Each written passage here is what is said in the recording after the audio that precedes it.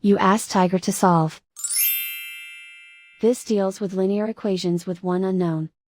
The final result is x equals -9/5. Let's solve it step by step. Group all constants on the right side of the equation. Add -6/5 to both sides. Combine the fractions. Combine the numerators. Reduce the zero numerator. Simplify the arithmetic. Convert the integer into a fraction. Combine the fractions. Combine the numerators. And so the final result is x equals -9/5.